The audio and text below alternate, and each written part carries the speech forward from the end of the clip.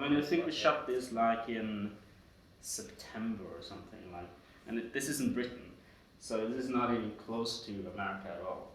So another of the big challenges was just to find a diner that sort of looked like an American diner all by itself. And I think that found a pretty good location. We had to like travel almost 2 hours, which also cut so much time that you could use to shoot. But since his idea was to have a one shot, it influenced the 15-page script of saying, well, you can't have 5 locations then, because when you have like 5 days, you could say you can have 5 locations for your film, each day 1 location. This time, okay, if you want a one shot, it can only be 1 location, which therefore narrowed it down.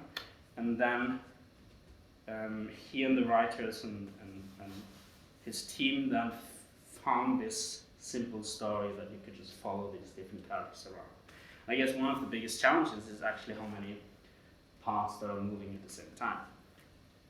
One funny thing is that we as film crew is always right behind the camera, just following it around. It's really funny to think about. Another element that I always think it's funny is this. Does this place look open to you at all? Because if you notice all the curtains here, this is stacked with film crew. So there's nothing actually here. Only part of the diner is actually just this part, which means everyone else, we have film crew, costume design, like everyone is stuck together into that tiny space there. But if you don't know about it, you don't think about it when you watch the movie. So yeah, I think it was about here, and then the moment it got closer, I just had to hide behind some corner here at the side. Yeah, that was pretty funny. People here have various experience in filmmaking, so do you guys know what a first AD is, or what a first AD does? It stands very simply for First Assistant Director. And it sounds very fancy. It sounds like, oh, you're the assistant of the director, which means director is the main person, you help the director directing stuff. But the name itself is very misleading, because there's a difference between a director assistant and assistant director. Just pretty stupid name-wise. But very simply, first ADs, they are managing the daily schedule on a film shoot. And especially challenging, of course, when it is one shot, because then you really need to make sure that everyone's on point. There was a squabble between the director and the producer actually in this one, and they were constantly like disagreeing with each other with everything, like logical wise. So the genius behind actually having a one shot was that they didn't need to fight around about the shots themselves, but just about the setups, which means it narrowed their arguments down to much more sort of simpler ways, even though the shooting part, of course, was more advanced. So yeah, now first ADs, they're the one making the daily schedule. So if you want to gather a crew to a specific place, a specific location, you need somebody to just have an overview. So yeah, now it technically starts when the script is done and you're sort of ready to make that. When you have your shot list, which is how many shots you have in the movie, DP and so director of photography, and the director has been sitting together and manage what shots they're going to have, make basically a shot list, and then that needs to be put into a daily schedule.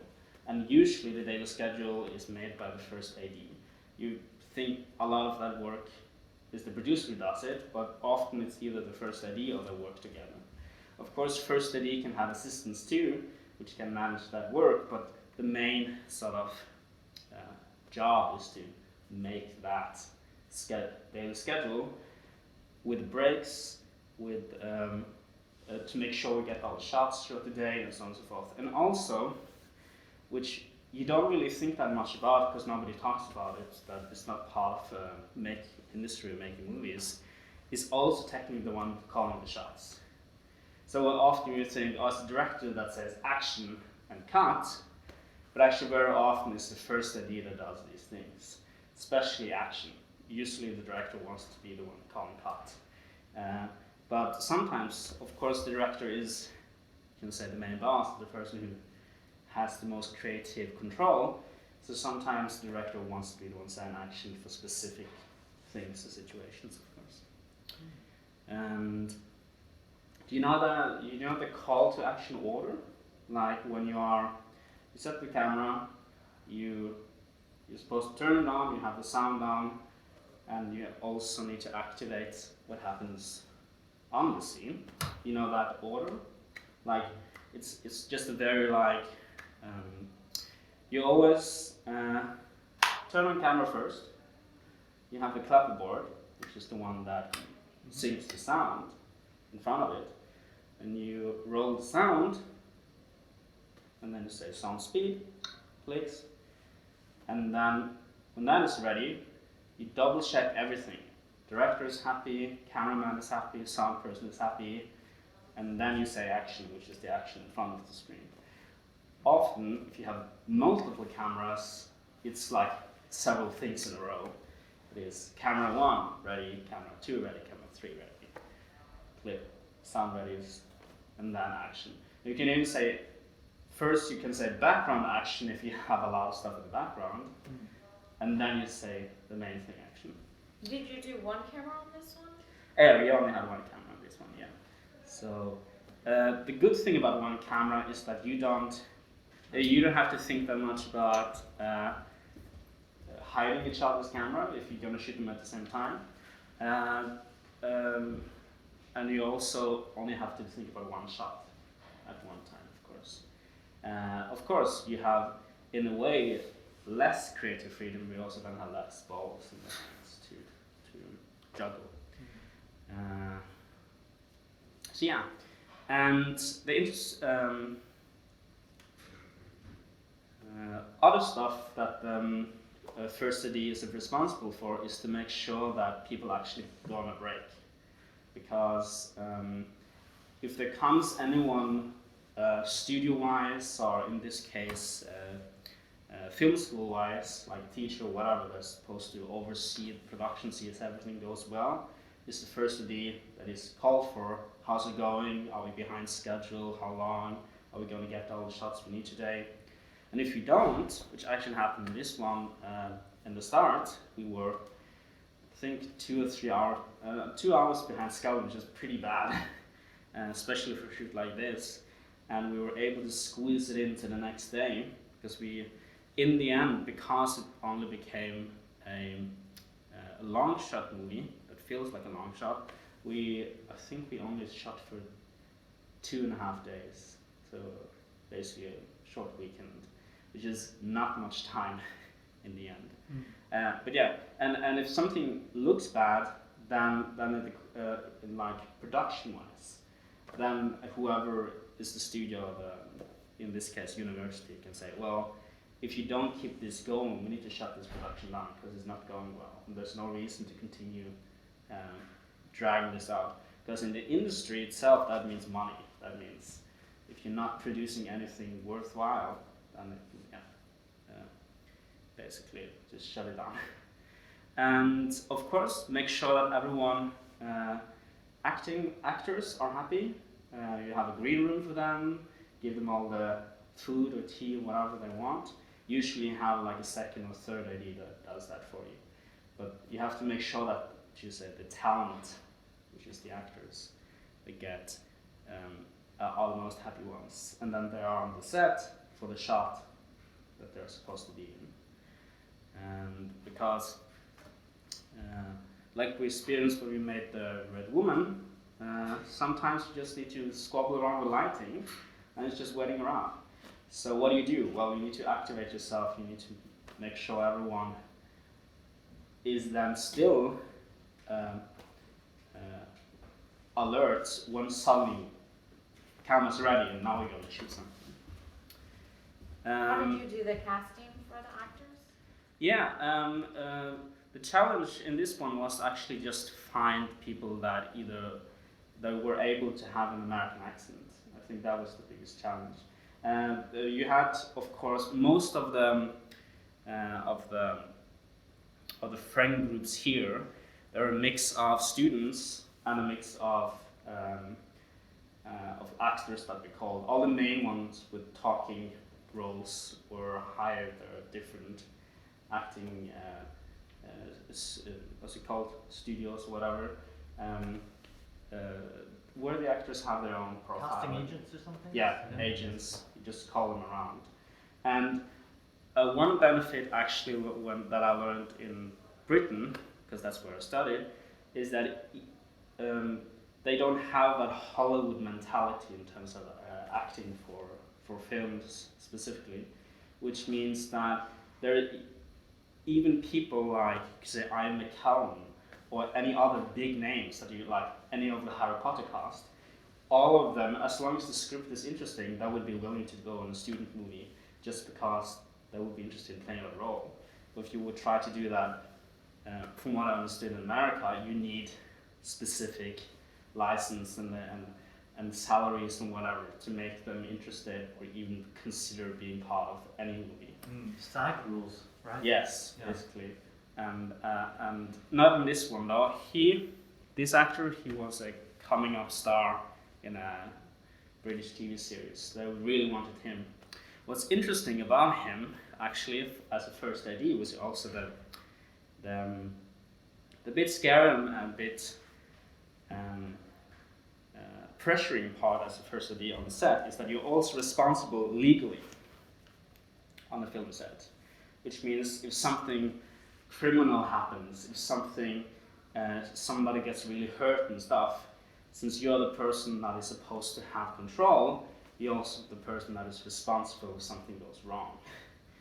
So, of course, do you have insurance or like workers' compensation? Yes, Yeah. Of course, the producer sorts all of those paperwork out beforehand, but you also need to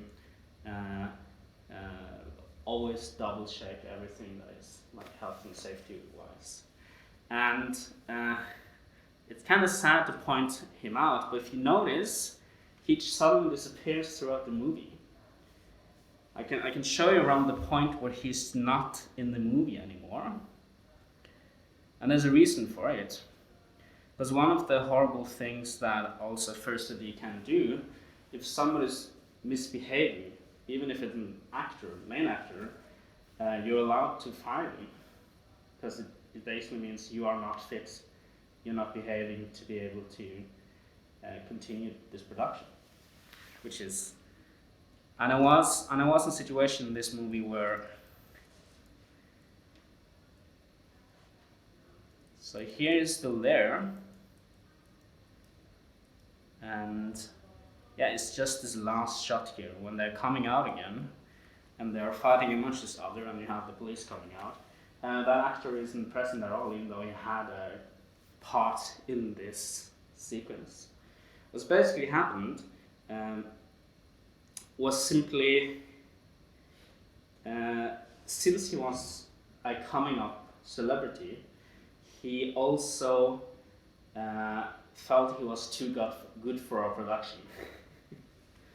My God. So it got to a point where he in his own head realized or thought for himself, why am I doing this stupid, shitty, amateurish thing? I want to do bigger things, I'm out of here, basically. So suddenly he was gone, and we had actually one of the reasons we were 2 hours late in production-wise was because we needed to figure out a way to go, because we needed him in the shot. And what we figured out was he just went to the closest bar and started drinking. And since we were training to be like a professional film crew, having alcohol on the job is basically saying, well, you're drinking now, you can't be in the movie anymore. And how do you solve that? How do you solve to make a movie when one of your stars suddenly is gone? We have, again, the lucky thing of deciding this to be a one shot, which means everything we had left was the last sequence, and he had all his speaking roles, which meant that I didn't fire him, I just didn't call him back to set, basically. So what we did was we simply just had to put our heads together, look through all the rush footage we had, and I had to then figure out, well, is it possible to end the story without that character? And it was, because you don't even know that he's not there anymore. Don't notice. So, but it's one of those dangerous things that can happen.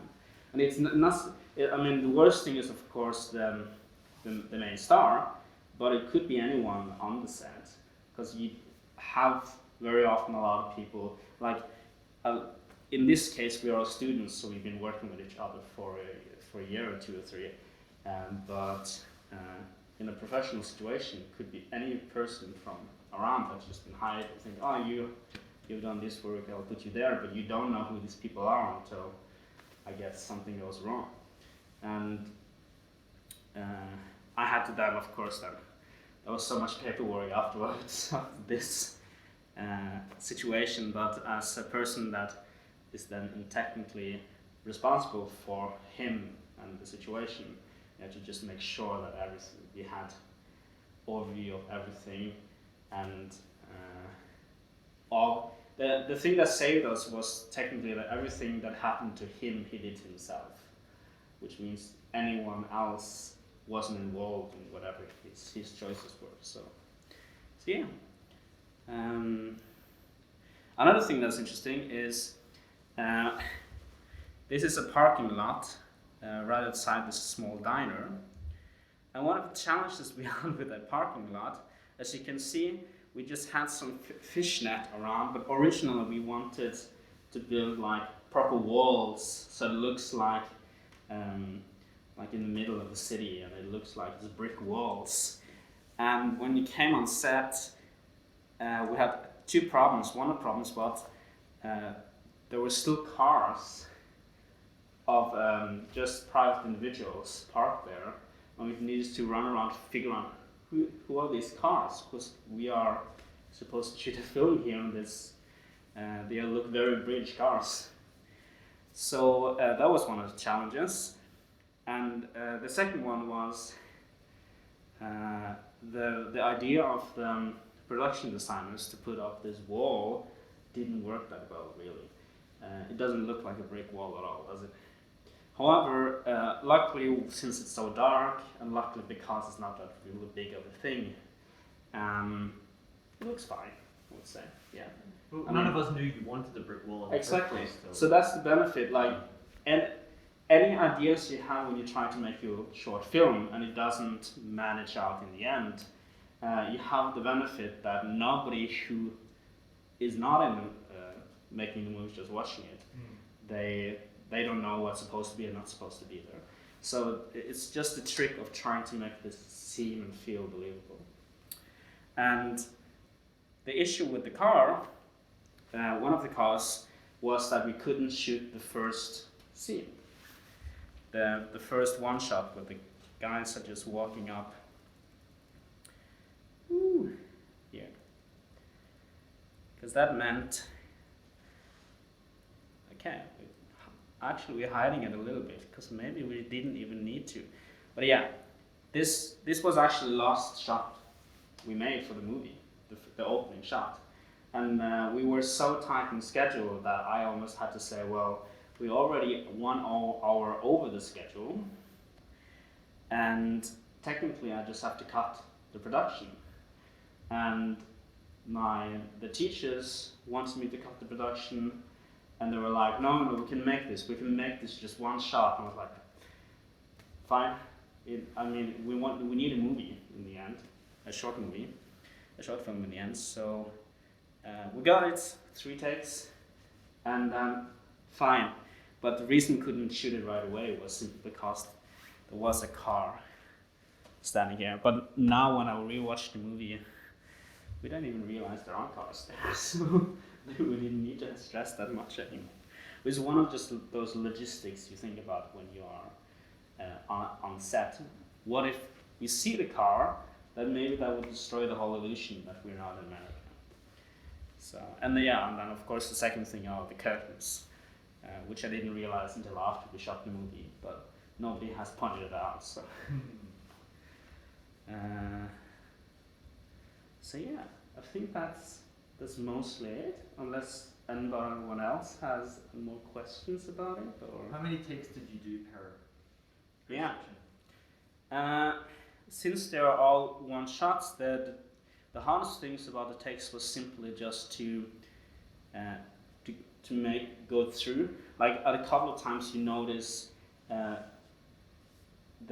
focus is slightly off, but then it's able to refocus on something else, so it keeps you following something. But I think we had everything between at least 4 or 5 takes of each one, maybe even more. I think one of them I think not this one, but the next. Yeah, I think the second shot here was the hardest one to get because you have so many moving parts, and I think we did that maybe 8 takes. I think it went to the point where they were asking, why are you not stopping this?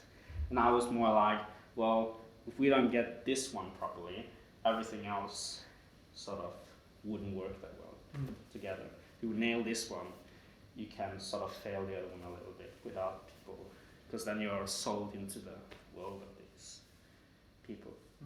Another struggle I actually had is that, and I don't think you notice it at all, but a lot of these guys, when they were finally got to on the day to shoot, they refused to wear the costumes that the costume designers designed for them. Because we had the team of costumes designers, all students of course. They had planned so many hours on what type of clothing and measure them, whatever. And then for some reason, a lot of these guys just didn't want to wear those clothes. So how do you deal with that? Because we can't spend all day arguing about what to wear or not to wear.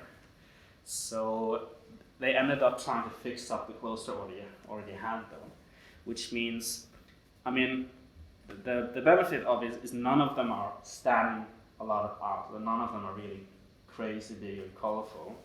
The only question is, I'm not that big of a costume design person myself, but maybe somebody will notice they're not very American, but maybe they're just neutral enough.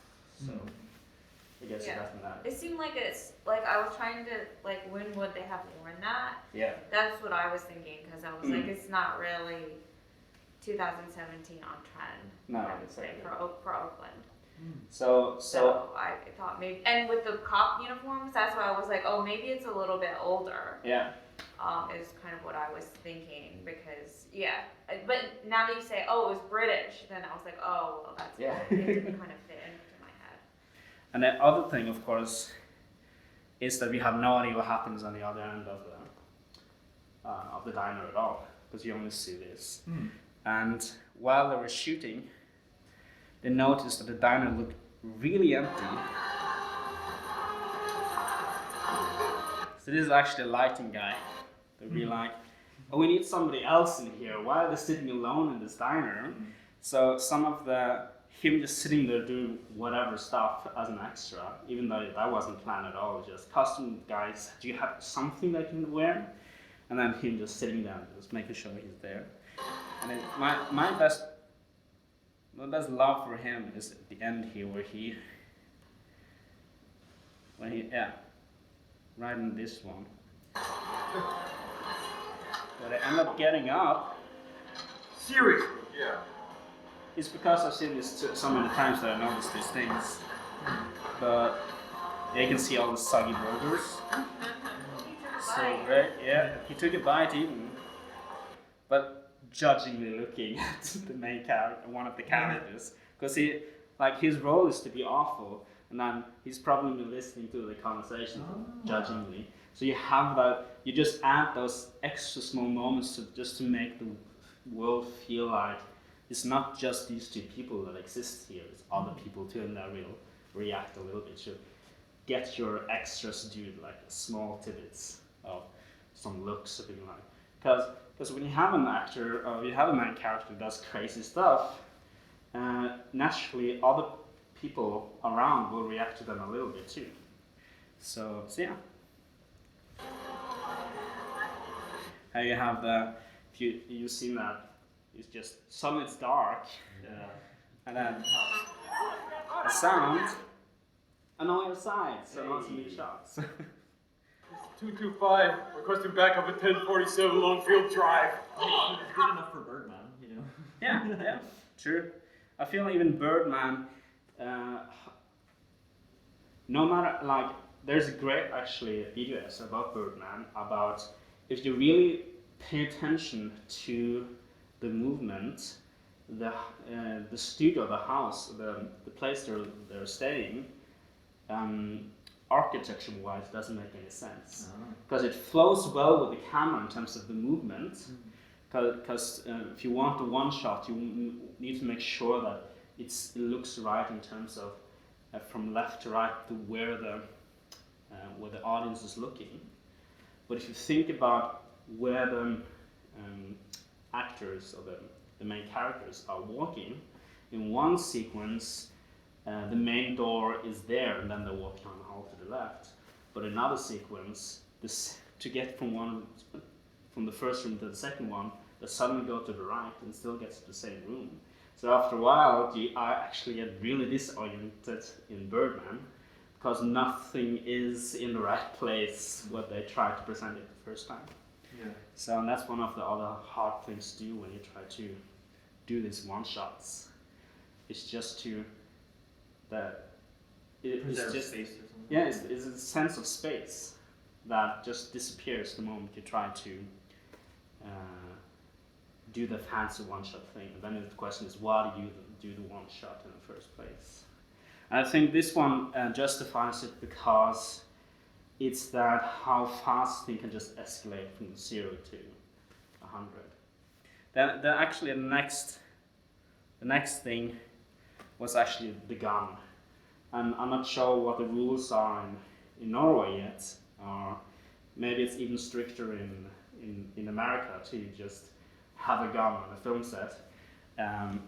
But in Britain it was really like, there was so much paperwork simply just for him to hold the gun in hand, just to have a gun visible by itself. So we're not shooting it, this is just a sound effect, because you see we just fade to black anyway. But it's just that to have a gun on set, I mean actually it's not that, just a couple of months ago there was this actor that died due to a gun situation in Hollywood, horrible situation, and therefore of course safety, because it could suddenly be a real gun, could suddenly fire on somebody, someone could die, could be a big tragedy. And But did you use a real gun or was it no, this was a prop gun, but it had the same weight as a real one. It looked like a real one. So it was locked in a what's it called again? Koffert? A case. Locked in a case.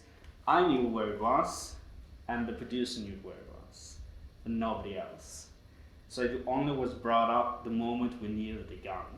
And even we had to keep, even say, not say gun, where is the ball, where is whatever. So we both, only so that we don't tell to anyone else that there's a gun around, because a stranger could walk by while we're shooting, oh, they have a gun. Tell to their family member, oh, they're shooting. Oh, who are they shooting? There's something going on with a weapon. Call then the police, even though the police knows that we're filming, but then they need to double check with each other, like, and in the end, since they hear, okay, there's a gun, let's move in to make sure this is a safe thing. So they, not in any of my productions, but the teachers in the university mentioned that there was somebody who made a movie with a gun, and they didn't tell the authorities about it, the police, and suddenly a SWAT team showed up on the film set, thinking that this was a real like gun situation.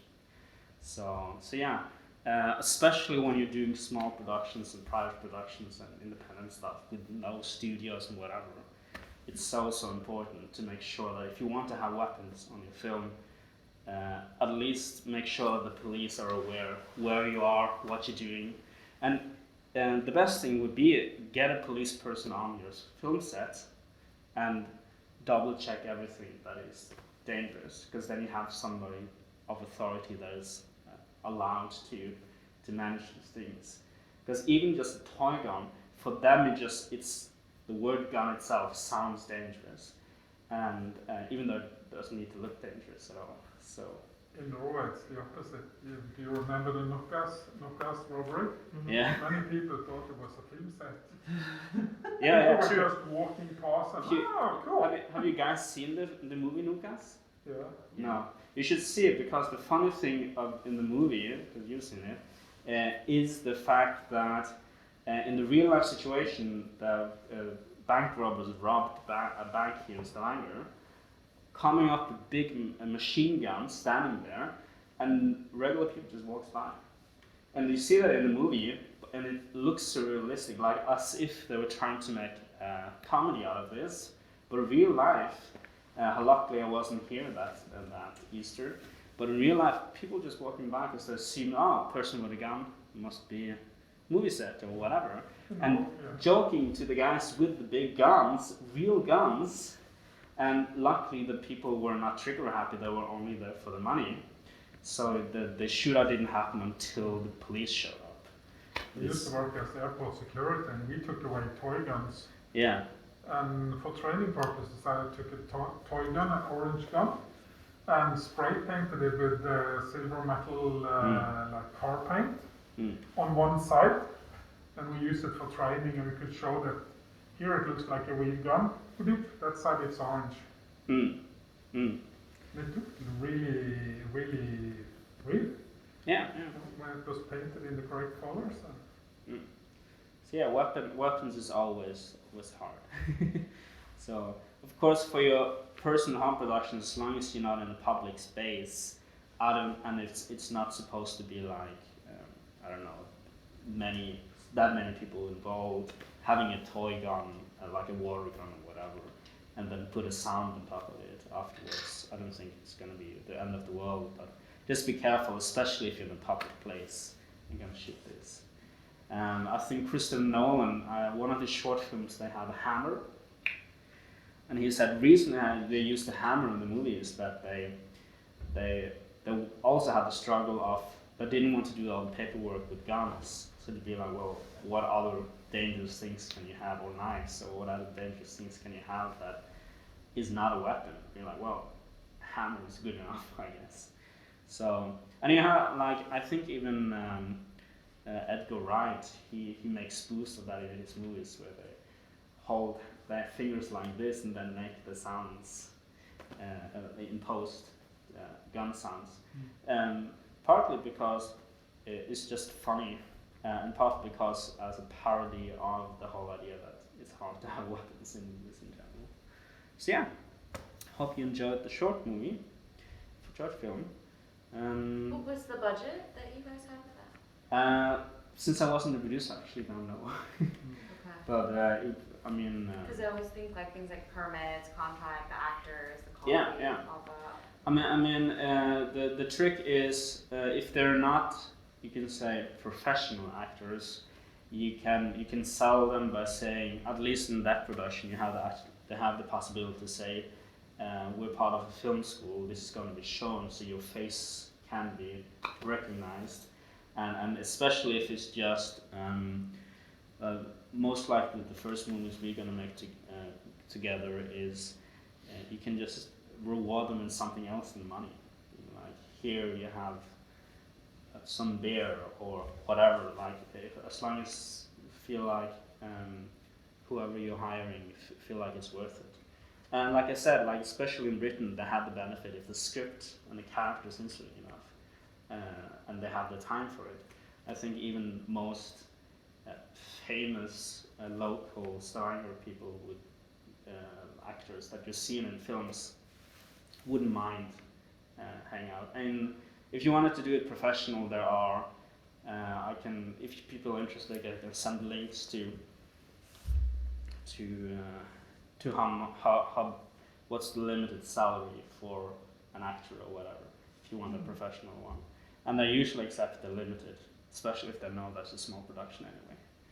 So, and it's per day, so you have to utilize them as much as you can for that shooting out those shooting days that you have them. So yeah. Cool, great tips. Thanks so much. Really interesting to see what you do at uni. It's my time for the other one, but that's fine. We can talk about it another time. Yeah, let's go get a coffee or something. Yeah. And you can do it another time. Yeah. I produced the other one. So my goal is to actually professionally be more of the producing side of stuff. But I love directing. I love the whole creative process of movie making itself. So part of the reason I decided to join this club was to be like, well, the nice thing about doing small movies is that the distance between you and the camera, or the distance between you and putting on the camera is much shorter and much smaller. While the bigger the production is, even this as a student film, we were like 50 people on it, but again, after a while, the bigger the production is, the longer it takes to actually be able to turn on the camera, because there's so much planning, and so much paperwork, and so much legal stuff and stuff like that needs to be done before you even can turn on the camera itself, which is the thing everyone wants to do. And again, then it becomes more of a job, and it really becomes a fun activity. And you do it because you love shooting stuff. So my experience here is that I have the possibility to join clubs like this. There's just a bunch of friends making movies together, and if you think it's good enough, try to sell it to a festival. Because the festivals don't care if you had a big budget, there was a small crew, a big crew, whatever. They just care if the movie is an interesting film. So technically, if you can say like, if you continue making short movies here, you have a list of movies you've done. You're allowed to. Well, because the weird thing about calling yourself a filmmaker is technically the moment you have shot something, regardless if it's a big production or not, you can technically call you a filmmaker. Because there's even in the industry, there's no rules saying when are you and when you are not. That's the definition of accepting here, you know that. Whatever people showing up and be like, I've done this for whatever many years and this is like whatever. And then you're like, but even the amount of years you've been making movies doesn't really matter in the end. Like, sure, you get experience by it and you can have been in production, but in the end, well, you want to have a person to work together. That's more important. Yeah, well, the thing that keeps people going is there's something new to say or there's something new to learn. Like, it goes on forever. It goes on your entire life. So it doesn't matter if you start today or 20 years. Like, you'll always be thinking, what's the next thing? What's the next thing? So it doesn't make a difference to me. Exactly. Yeah. So now, after New Year's, I have had the possibility, opportunity to work in a small production office in Sandnes actually. So it's a part-time thing. So I'm going to do that. I have my... What is it you're doing for them? The plan is just to make it less work for them. So whatever, like production-wise, Cool. being like if they have some schedules that need to be filled in and people to call, get papers to sign. It's technically the stuff that I hate doing, but it's the stuff that needs to be done if you want to get to the next level, to actually be the manager and not the manager assistant. But that gives me that training or exercise to have the possibility to, because sure, I've gone to film school, but film school also is just 3 years, and it's a couple of small productions, but it's not. It doesn't give you that daily routine of what is actually needed to be done in every single one. And as I think every filmmaker says, every production is different anyway. So you need to start off, after a while, the experience is just to know, to just have enough experience to know what possibly can happen in any production. Because even though every production is different, experience gives you at least a couple of tools to prepare yourself for whatever shows up. So, and if anyone else has the opportunity to do that, I recommend that. I mean, it's not the 60s or 70s, but Steven Spielberg said how he became a filmmaker. Well, he was a kid, was interested in movies, snuck into Hollywood, yeah. Yeah, snuck into Hollywood without any job, without having any talent or experience, and just helped on the film set. And then after a while, they're like, "Hey, you've been here all along. We're not paying you." We're like, "Okay, you needed a contract. Give him a contract," and then he just continued working. And even though it's not 100% like that now, today, it's still, in theory, still the same. It is. If you know somebody that can help you just be on the film set and then remember who you are and you're useful, they're like, "Well, I have another production. Can you do a thing for me there?" Which doesn't need to be more than stopping people crossing the road. But you're a part of the film crew, which means, and you're hopefully then a kind person helping the film, you will after a while be able to do more advanced stuff or more interesting stuff. Absolutely. So, holding cables. That's the dream. I want to hold the cable before this is all over. But it's surprising how many things actually needs to be done in film.